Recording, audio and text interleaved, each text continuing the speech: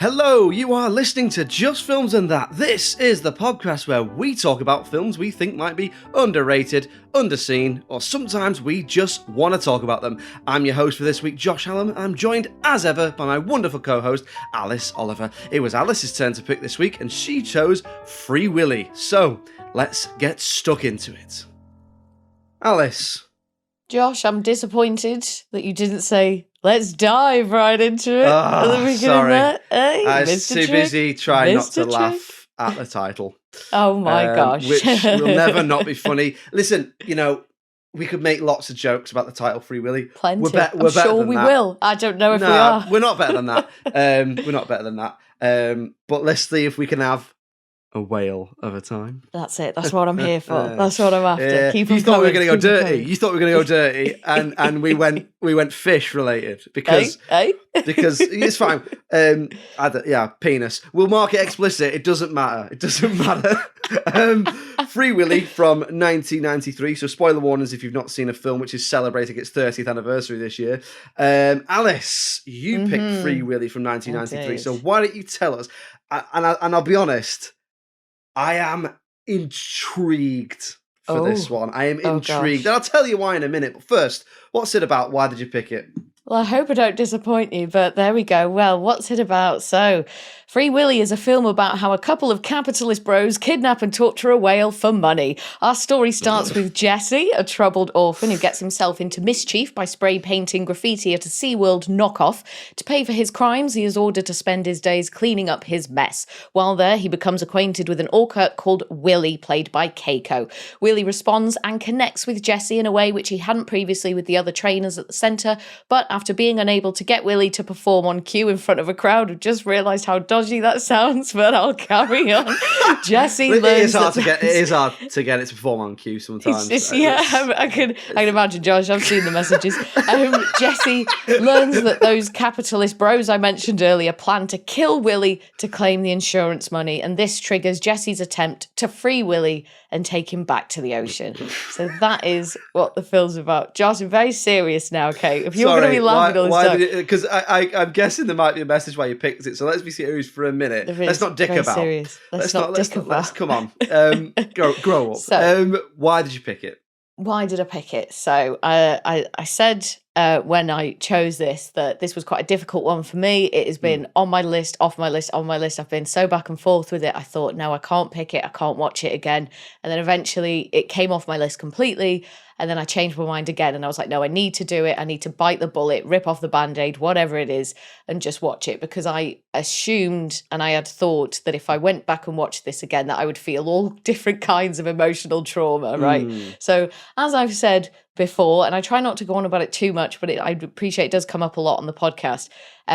I'm very sensitive when it comes to animals, and my favourite animals are orca. So obviously when I was a kid, I loved this film so much. Like we had it on video and I watched it over and over and over again. It was one of them, when you get obsessed, similar to Ewoks, The Battle for Endor, where you just watch it over and over again. It's your favourite thing ever. And I loved Willy. I love, it sort of started. Oh man, I loved the whale, Willy, and I love, that sort of brought me on to kind of loving whales and dolphins and sea mammals. It was a gateway Willy loving drug. It was a gateway exactly whale drug. So it meant quite a lot to me when I was a kid. But obviously you get a bit older, you look back at actually what was going on with that whale, what we know has gone on with orcas in captivity since, and all this. So it was deep in my soul somewhere. And every time I thought about it, and especially every time I thought about the music, because the music gets to me as well, and we'll talk about that in a bit. Okay. It just triggered a really strong emotional response in me. So that's why I was so back and forth with it. But eventually I thought, I just need to watch it. I need to get over these demons or whatever. I think also I was kind of filled with a lot of guilt as well, kind of about enjoying the film as a kid. Yeah. If you know what I mean. And so filled with guilt now about enjoying it then. Yes, exactly, which I know is ridiculous. Like you can't feel guilty about something you did when you were like 6 or 7. You can't control it though a lot of the time. Also And the other thing as well that kind of goes off that is when I was a bit younger, I went to Thailand and we rode elephants, when you go on the elephants' backs. And obviously I look back on that now and think, well, that's just a horrific thing that happened, and those elephants were just in such a state. So I kind of put all this together in my mind, and it's been a tumultuous few weeks for me, Josh, just trying to decide whether to pick this film or not, and thinking about how I was going to feel when I watched it. So long story there. Apologies about that. But also, having looked at the critical reception, I think it's a little bit underrated as well. I don't think it's underseen, but I do think it's underrated. Yeah, so in terms of the concept, it's underrated, but also you're exercising a bit of a demon, having a little bit of penance, sort of thing. Is that how you're seeing it? Sort of like that as well, and because it was very much a revisit at first, because I didn't think, in my mind, I was like, "There's no way this is underrated." I bet this scored loads because there's a fucking killer whale doing tricks for your film. Like, how is that not going to be rated so highly? And it was rated quite, not, just underrated for me. So I was like, oh, well then there we go, it's back on the list, and here we are doing it. So anyway, take a breath, AJ. Had you seen this one before, Josh? No. So I thought I might have done, but I think maybe I've seen clips of it, bits of it, but I've never sat and watched it start. I've obviously heard of it because there's a few sequels as well, and I think I might have had videos, DVDs with adverts for it or whatever, but I don't think I've ever watched it start to finish. If I did, I don't remember. Okay. I knew the only thing I knew about it was that it was about a whale in captivity that they were trying to set free, and that he does a big jump at the end. That's like all, and that Michael Jackson did a song for it because it's a famous song. So no, I hadn't seen it, and I was really intrigued to see why he picks it, because I thought to myself, she loves orcas, she hates fish, she hates open water, she hates animals in captivity, she doesn't like animals being used for this sort of thing. So many different things it's going so on. It was such a contradiction. I was like, is this like like I said, is this like my thinking was, is this like a penance? Is this like a self-flagellation almost? Like, I'm going to pick this and like rake over myself. Yeah. So, I mean, it's a difficult one, isn't it? You shouldn't punish yourself now for enjoying a film when you were a kid that you had no control over the making of. And to be fair to the film as well, and we'll come on to this, I don't think it's not pro-captivity. No, not at all. If anything, it's the opposite. Yeah. Let's get stuck into it though. So no, I hadn't seen it before. Okay. I was really, really interested to see why you'd picked it. Come on to my thoughts, shortly. But first, you must have stuff to say about this. So let's follow the format. What did you like about it? Give it to us. Okay, so what did I like about it? So I do like the story. And I do appreciate what the filmmakers are trying to do, even though the whole thing does feel like a bit of an oxymoron. So the film obviously seems to be trying to draw attention to how cruel it is to keep an animal in captivity, like an orca, in a completely inappropriate enclosure, but then whilst also using what is clearly a very sick whale to perform for you in the film, with the filmmakers and everyone involved is going to be making money. So I'm not going to ignore that, but if we're just focusing on the story first and foremost. So obviously we've got Jesse, who's struggling in life. His parents are nowhere to be seen. We see him asking people for money so he can buy food. We see him stealing food. He's distrusting of authority. He just generally doesn't seem to be having a great time, and he connects with Willy, and Willy in turn connects with him. And I do find their relationship very touching. Oh, fucking hell, this is impossible to do without just sounding so dodgy. Why Willy? Why not call him anything else? Anything else? Yes, the relationship with Willy was very touching. Oh, goodness me.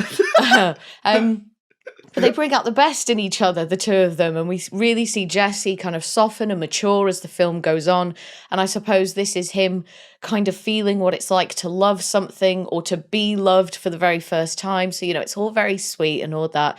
And there's this really strong theme of family here as well. So no matter what that looks like, whether it's you and your parents, your foster parents, authority figures, friends, colleagues, or the whale family unit, and through Jesse and Willy, a lot of the emphasis is placed on the importance of having that support unit around you, and how difficult it is to function, whether human or whale, when you are isolated from others and you don't feel any affection or love from anyone else, I thought. Yeah, no, I think that's a really good point. So that was my overall feeling about what I liked about it was pretty much echoing. That's probably a thing. Definitely. Definitely. Echolocation. They use that, don't they? Yeah. That's what I thought, which has a really nice message about family, but also that idea, like you've touched on there, of like two souls finding each other and Mm, helping each other out. You know, Willy the whale is very, very miserable. Jesse the boy is very, very miserable, and they meet each other, love each other, help each other out. So I did enjoy Jesse's arc from, he's not homeless. He's in the system, as it were. mm, He seems to be, although it doesn't go into it loads, but he seems to be bouncing from foster family to foster family, determined to go and find his birth mother, having a difficult, strained relationship with his social worker or whoever McKelty Williamson mm. it plays. I'm not entirely sure who that is. It doesn't really matter. But I thought that was quite an interesting bit of representation, really, when you think about 1993, and also quite dark, for a Mm. family film. And this is a family film. This isn't, and I'll come on to that later. I would say this is on the younger end of a family film. Mhm. I'm not talking like Barbie Nutcracker for 3-year-olds. I'm talking about, your 8-year-olds and your upwards, I suppose. Yeah, certainly. And I think because Jesse is our main character, you only really get his viewpoint on anything. Like there are a lot of adults around him, but you're not getting sort of their point of view on things as much, are you? So I do think it is very child led, even though there's, for the most part, there's just the one kid in it. There's a couple of side characters, but it is pretty much just him. But yeah, I think that does lend itself to being more targeted towards a younger audience. Just need to retract very quickly as well. I described him as an orphan earlier on, but he's not, is he? Because his mum is still Well, alive. to be She's fair, just abandoned him, isn't she? it never actually says, does it? Well, he just thinks she's coming back, He doesn't thinks she's he? coming back. I suppose what you can take from the film is he has no contact with his biological parents. Yeah. I'm sure Yeah. he says either his dad has died or his dad has Mm, definitely gone, or he doesn't know who his dad is, and he mm. wants his mum to come back. So no, it never says explicitly he's an orphan, but No, he no. has So no contact with his biological parents, and he is desperate for that contact, particularly with his mum. the music is another thing that I really enjoy about this. So it absolutely breaks me. There's a couple of little motifs running throughout. One of them being that little tune that Jesse plays on his harmonica, like do do do do, like just a really simple little thing. But then it kind of goes on and it becomes and melds into the sort of non-diegetic music as well, and it becomes part of the score. And the nostalgia for that sound just kind of really hit me hard when I heard it. And this happens a few other times as well with like other little motifs. And I really enjoy that technique, of kind of moving from diegetic into the non-diegetic. I think that's something we've spoken about before. Like I do enjoy when that happens. I think it's quite sophisticated and it's really engaging, really draws you into the world. And then just bouncing off from that as well, some of the general diegetic sounds I thought were great and quite powerful, like all the different sort of whale sounds, so like the whales calling to each other, fins and tails splashing in the water, blowholes, the sound of spectators banging on Willy's tank. Like throughout the whole thing, I found the use of sound just really enhanced what we were seeing on screen and evokes quite a strong emotional response, or it did for me anyway. Yeah, definitely. So definitely, I think I hadn't thought that much about the music. I remember the opening shot with the sort of glistening sea or ocean, Oh, thinking, that's amazing. really quite striking with the music as Yeah. well. But now you've mentioned the sort of sound edits and the sound effects, particularly the use of the whale sounds, I think it's really, really well done. And the other thing as well is with the music is I didn't notice it. And I don't mean that as a Oh, criticism. I mean that as no. like, the way we touched on, for example, I'm trying to think now, like You've Got Mail, for example, you Mm. mentioned that you didn't like the plinky plonky music. That's sort of going, this is how you should feel now. Mhm. Whereas in this, I didn't notice it. And quite often, I think it depends what you're going for. Some like action films, for example, like I remember with True Lies, very much noticing the music, but that definitely being a choice. Whereas in this, I think you don't notice it in a good way, is what I'm trying to say. Yeah, and there's like a really little playful motif as well that plays when it's like the first moment that Willy and Jesse sort of start connecting, and I think he brings his fin out of the water and he does a little wave and stuff, and it's so gentle, and oh God, I feel like I'm gonna start crying, and it's just like such a like such a not like a contradiction, I suppose a juxtaposition to have like this such gentle music, and Jesse's got such gentle feelings towards him, and he seems so gentle, and obviously Orca in the wild, not very gentle at all. No. Expert hunters, some of the Yeah. most, incredible predators that we have on the planet, sort of thing. And I don't know, I just really like it. It just made me feel a whole bunch of stuff, Josh, really did. Just finally, I'll move on to the general ambiance of the film. So some of the times I found it really enjoyable and really comforting, and there was points where it reminded me of Field of Dreams. So I think this was to do with like the look of the landscape and the sunsets and old trucks and the slight baseball theme that's in there. And this was all kind of in stark contrast to the feelings inside the adventure park, which is all really cramped and claustrophobic. It feels dirty to me and unpleasant. And then visually as well, there's this brilliant shot. It was used a couple of times, and it's obviously really shitty CGI, or green screen, but I really appreciate what they were trying to do, where you've got Willy's pool in the foreground of the shot and then the ocean in the background. Yes. And it's like the shot is split perfectly in half down the screen.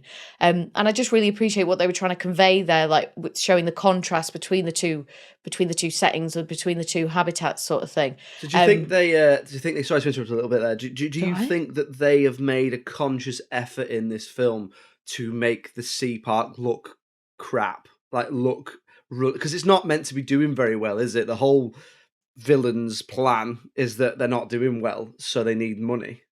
So do you think, because if you didn't already know this, I was reading a little bit about this, but apparently SeaWorld were on board a little bit and then eventually decided they really didn't like the message and sort of said, no, change the ending. And they said, no, we're not changing the ending. And then SeaWorld presumably distanced themselves from it. Obviously it's been a while since it came out. Haven't done that much research about it, but reading around the film and stuff like that, I get the impression that it's very much an anti-whales in captivity film, obviously, because they set it free.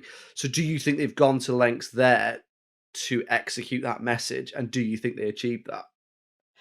I do think they do, and the sort of the feel in the water in the park, in the adventure, what's it called, like the adventure center or something, the Northwest Adventure something. It's something generic, isn't it? Might just be adventure park, yeah. Yeah. Like it feels grim. Like it doesn't even feel like a full length like leisure center swimming pool. Like it doesn't look even 25 meters. He looks massive in it. Yeah. And it's not enough for him to swim around. He can't run, he's a fish.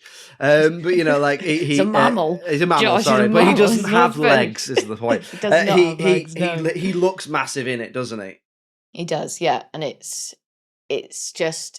I find it distressing for the viewer because of that, and because the whole thing, everything around him is just so awful. And then that's why when Jesse comes in, it is like this little ray of sunshine for him, and it's something for him to engage with, and it's something that he gets some sort of emotional response from. Because as far as I know, obviously, like I say, I'm no whale biologist, but from what I've read and from what I've watched and everything, killer whales, orca especially, are very complex, and they're very intelligent for animals, the way we measure intelligence anyway. They've got massive brains. They've got part of the brain that even we don't have.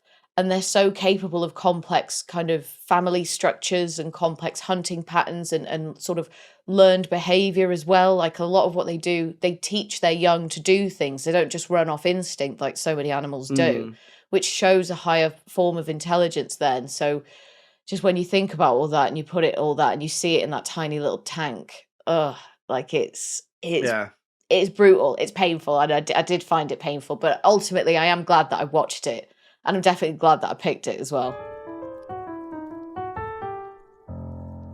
Okay then, so we'll move on then to talking about things that we perhaps didn't like about the film or we wouldn't change. Now, we may touch on the obvious in this section, so if you are feeling particularly sensitive around things like animal captivity, then perhaps skip this bit or come back to it when you're feeling a little bit more like you're up to listening to it. But don't worry if you're not, because this is literally your choice to put this podcast in your ears and press play. Alice, we're probably going to touch on the obvious, but Well, what it's don't you funny- like about the film, and what It's would you funny change? that you should say that, because I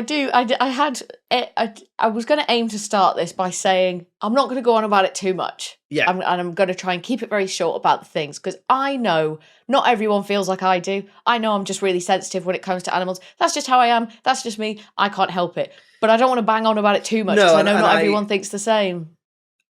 I'll see what you say, but I probably feel more or less exactly the same as you, and I think a lot of people do.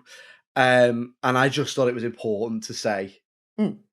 I know it's an issue that people might have no feelings or some feelings or whatever Yeah. about, but sometimes things like this, I've been listening to podcasts where they might touch on an issue that for some reason it just hits you that day or whatever. So it's just good to let people know. it's just good to let people know. So go on. Let's touch on the obvious first, but we won't labour over it too hard. No, of course not. Because I won't, I it promise. almost goes without saying that this film was made with an orca that was in captivity, Keiko, who obviously that is not a well. Is it still in even a practice anymore? Do they still keep orcas in captivity, or is that pretty They much? do, yeah. Right. I think they've agreed to not capture anymore. Right. But they are still in captivity, and as far as I know, they're still breeding them. Right. Okay. I mean, it's such a complex issue, but go on. Let's get stuck into it. So obviously Keiko is very unwell. So his fin has flopped over and he's got a skin infection. So the visual cues of his poor health are really obvious, and I find it difficult to look at him. Yeah. I find it a bit rich as well that the American Humane Society put their message at the end saying that no animals were mistreated during production. But Keiko is in that pool that is far too small for him, and he's being forced to perform tricks when he's unwell. So for me, whatever way you cut it, that whale is not having a nice time. So it doesn't sit right with me that they still get to put, just because they weren't actively, I don't know, beating him, hurting him, whatever, that whale is still having a shit time. So that for me, that you can't put that on your film.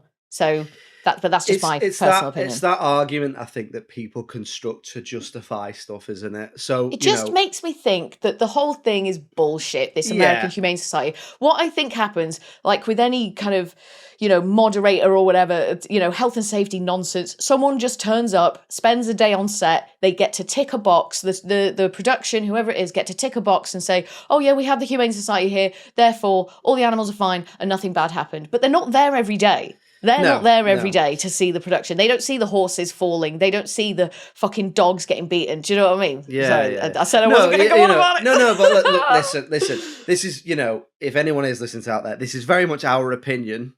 Always. It's always just my opinion. It's an entirely opinion-based podcast. But for me, that whole idea of, to raise awareness of this issue, we've employed this issue.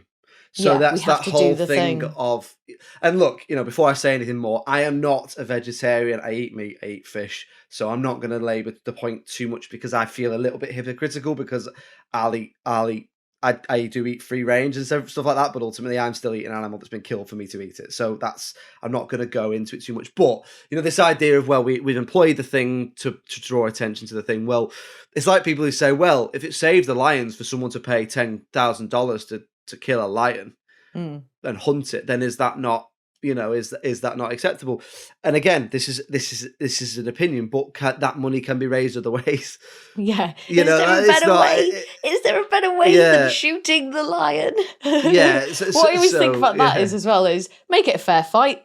You want to fight that lion? Give him a gun. Go ahead and fight that lion. Give that lion I've got no issue with that. But you've got a gun and you're hunting it with a gun. It's not really fair. Yeah. Oh, look at you! You conquered it with. You conquered that living animal with a gun that would put a hole in a tank. Yeah. Exactly. Well done. Well done. Oh, bravo. Everybody's very proud of you. But sorry, go on, as you were saying. Anyway, moving on though to the actual film sort of qualities that weren't great. This is the film. So Laurie Petty, who plays Ray, right? So Ray's character I find pretty inconsistent at times, and I don't know if it's the script or if it's her acting, but I don't think she's that convincing, and very often she is just exposition dumping about whales. Like, she'll just reel off loads of facts about orca, and it feels really unnatural. And I think there could have been a more sophisticated way to get that information into the script than just, oh, whales are this is what happens when they do this, and so on and so forth. So I felt myself being unable to connect with her in the same way that I did with some of the other characters. So even Jesse's foster parents, I could really empathise with, and I really felt for them. But there was a scene where like Ray would say something not very nice about Willy, like how he's just difficult, or she'd look really annoyed at him or mad at him. But then in the next scene would seem to know perfectly well why he's acting that way. It's like, oh, he was taken too young. The enclosure's not big enough, all this. So it was kind of just felt a bit inconsistent, her character. And I didn't really know how to take her and how to digest her. Yeah, I know what you mean. There is a little bit like, there's a bit of like, oh, he's such a pain in the arse, this massive whale in a tiny tank that we've got. Yeah. And it's like, and she does say, doesn't she, about how she's going to go and get her PhD in marine biology and go and be a marine biologist. So maybe that's meant to be reflective of she knows some stuff, but she doesn't know all the stuff. But I think you're right. I think pick a lane. Yeah, it was like, just because there wasn't enough, and this was another one of my dislikes that I was going to get onto, but I'll come to it now. Because there's not really enough character development for anyone except Jesse throughout this film, I don't think. So I just didn't, it made me not be able to believe anything that she did or said. I know what you mean. Yeah. She's almost there to progress. She's almost there to be the character to fill in gaps. It's to give you the info, isn't it? She's there to give you the info about the whales and what is correct and what isn't, because obviously there were a lot of mistruths about whales, about why their fins flop over, about how long they live in the wild, etc. So she's there to kind of put all that right. So I get that, but it was just so formulaic. It was literally just say the words, and that is that. And I was like, oh, there could have been, there's better ways. There's better ways. Do you like working here or not?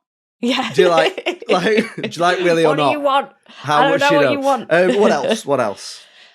So towards the end, Jesse and Randolph, who works at the park as well, so they've stolen Glenn's truck, so Jesse's foster dad.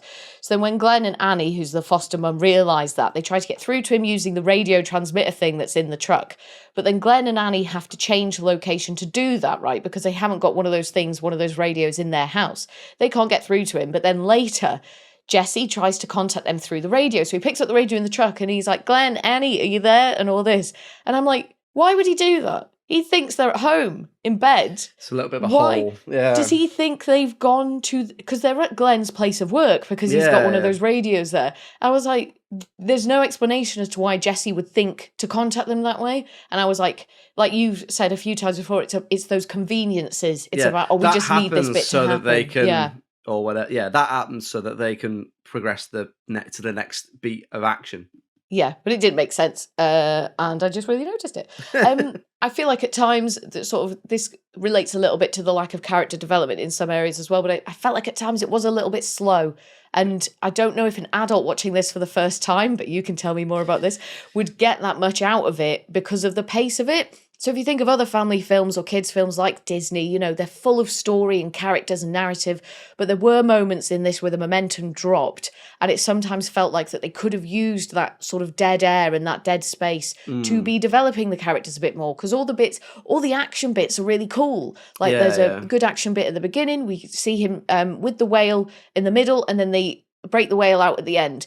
Those bits are great, but in between there were these little lulls. And I was just like, just wanted to see a bit more, I think, a bit more development. Yeah, so I mean, I'll weigh in on that now, if you don't mind. I'll wail in on that. Wail in on it right now. That was my overriding reaction to this film. So that's why I was asking you a little bit like the nostalgias. I think nostalgia probably did do a little bit of the heavy lifting for you. Yeah. My overriding feeling when watching this, now don't get me wrong, I like what I liked about it, which I said at the beginning, which is covers some good concepts. It does it quite well, and I like Jesse's character arc and stuff like that. It's a fairly serviceable family film. But my overall feeling as an adult man watching it on my own was I was bored. Yeah. I thought it was slow. Like you say, I think that's why I said it was on the kids' side of a family film. Because I can imagine the kids watching this with kids being quite engrossed in the scenery and what Willy's doing and what Jesse's doing, and see a lot of it's through Jesse's eyes, so seeing the world through Jesse's eyes and stuff like that. Whereas I found myself being like, this is a little bit dull. It's sort of a bit plodding. They don't actually decide to set him free until about 30 minutes to go. And it's a 2-hour film. A little bit generic in places. No idea what the villain's real plan is. He's just a forgettable sea park owner. really, really two-dimensional, aren't they? Yeah, it's just the like capitalist guys. make money. I'm gonna make money. Like kill the whale. Fuck the whale. I hate the whale. And also, right, what I noticed, wouldn't they? I don't know. I'm not an expert in whale insurance, but wouldn't they get the insurance money if he escaped? Or would you be like? Because they said they didn't. Well, they didn't have theft insurance. Oh right. They must have only had. I must have missed that line about. No, they said it. They said it. They don't have theft insurance. Exactly. Because why would you? Why would you get that insurance? Yeah. Do you know what I mean? So I don't have anything else about the dislikes. It is a decent family film, but I just thought it was I was bored. Yeah, it made some amazing shots at the beginning. Quite like the ending. I liked some of the stuff I liked, as I say. I really liked that it delved into foster care and, children with issues like Jessie has. And I thought maybe even more. It's almost like they could have gone darker with it and made more of that, but then it wouldn't have been a good family film. Because I believe in the original script, Jessie was mute. Yes, I've read this as well, he was obviously meant to be sort of a little bit I think I'm getting from that he was he was traumatized, or he was extremely shy, or he had mental health issues or whatever, and then they changed it into he's a bit more streetwise or whatever, and that was probably the right decision for what they were going for. Definitely in think this. so. Yeah, you make Jessie a mute, and it's a 12A awards fodder film, isn't it? Yeah, and I think a lot of the kids that the film is, I guess, meant to be aimed at aren't gonna relate as much. No. So yeah, for me, I don't have anything else for dislikes, but I'm sorry, it was boring. I was a little bit bored in places. Okay then, so we will move on to talking about the critical reception then. So I haven't seen how Willy was received. Sorry. No, that was good. It was good. I can't help it. I should have expected it. Yeah, you should have expected the Willy jokes. Anyway, so I haven't seen out the critical reception, but you've said that you think it's underrated. Underrated, yeah.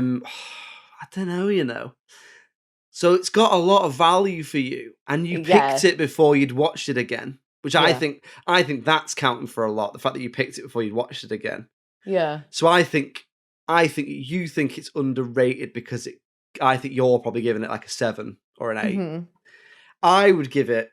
I think the issue, the issue I had with it was maybe not fair because it is a decent family film and maybe the target audience would like it more, and I was just a little bit bored. So to be fair, I'm going to split it down the middle and say I would give it a 5. Okay. That does hurt me a lot, but there we are. Oh, really? Yeah, no, but I understand. That makes sense knowing that you hadn't seen it. Yeah, and I think if I had seen it when I was a kid, because there's probably been, I can't think of the top of my head, but I bet there's been one, or there certainly will be one at some point that I watched when I was a kid, and you've gone, I don't get why you like it or whatever, and this might be yours. So go on. Let's hear it. Okay. All right. Over on IMDb, it gets a 6. Flat 6 out of 10.